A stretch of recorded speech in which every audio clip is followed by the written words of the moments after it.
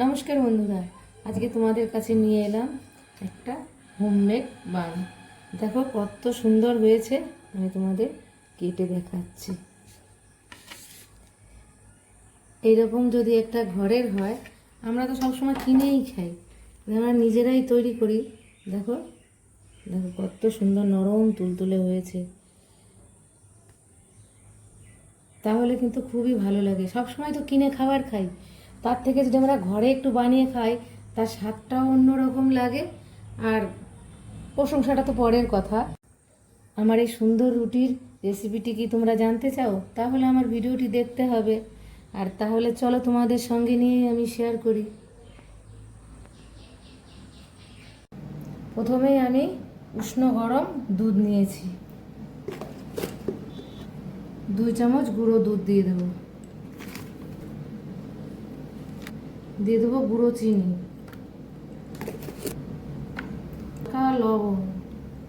হালকা লবণ দিয়ে দিচ্ছি। দিয়ে দেবো মেন উপকরণ ইস্ট। আমি ভালো কোম্পানির ইস্ট নিয়েছি, 2 চামচ ইস্ট দিয়ে দিলাম। সব কিছু আমি ভালো করে মিশিয়ে নেব। দিয়ে দেবো ময়দা,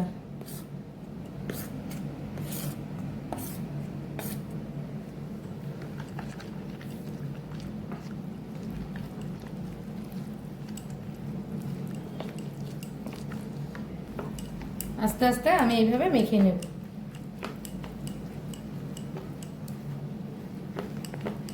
এইরকম নরম করে কিন্তু মাখিয়েছি। এবারে উপর দিয়ে তেল দিয়ে দেব।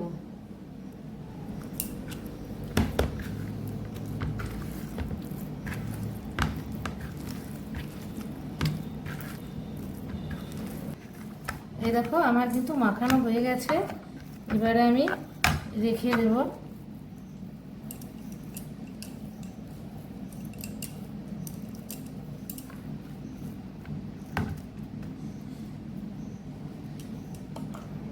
আমি আধ ঘন্টার জন্য রেস্টে রেখে দিচ্ছি। আমি একটা লবঙ্গ দিয়ে দিচ্ছি, এদিক থেকে যেন হাওয়া না বের হতে পারে।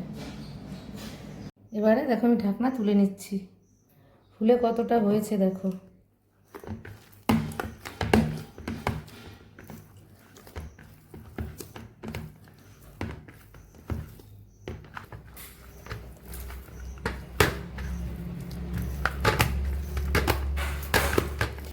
আবার আমি মেখে হাওয়াটা বের করে দিলাম।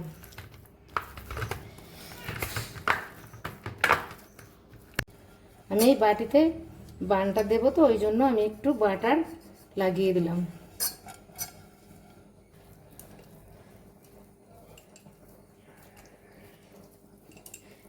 এভাবে ভেতরে কিন্তু পুরো দেওয়া যায়, এই ভেতরটা আবার পুরো লাগিয়ে দেওয়া যায়।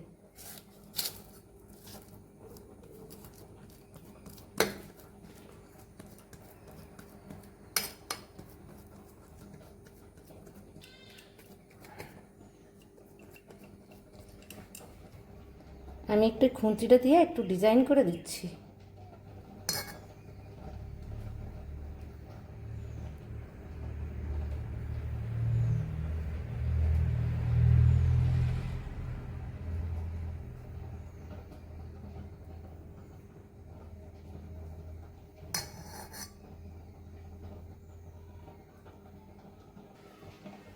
আমি এখানটা একটু গর্তর মতো করে দিলাম, দিয়ে একটা কিশমিশ দিয়ে দিচ্ছি। আর প্রত্যেকটা একটা করে কিশমিশ দিয়ে দেব। প্রত্যেকটাতে আমি একটা করে কিশমিশ দিয়ে দিচ্ছি।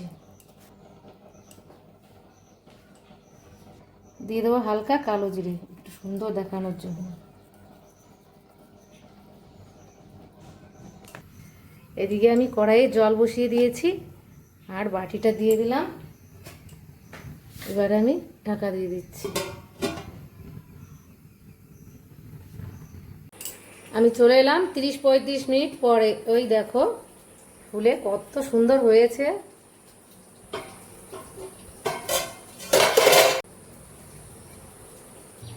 এবার আমি নামিয়ে নিয়েছি। এবার কিছুক্ষণের জন্য রেখে দেবো, ঠান্ডা হবে, তারপরে দেখাবো। ঠান্ডা হয়ে গেছে, এখন আমি বার করে নেব। এই দেখো কত সুন্দর হয়েছে। আমার এই ভিডিওটি যদি তোমাদের ভালো লেগে থাকে তাহলে একটা লাইক কমেন্ট শেয়ার করে দিও, আর আমার ইউটিউব চ্যানেলটি সাবস্ক্রাইব করে আমার পাশে থেকো।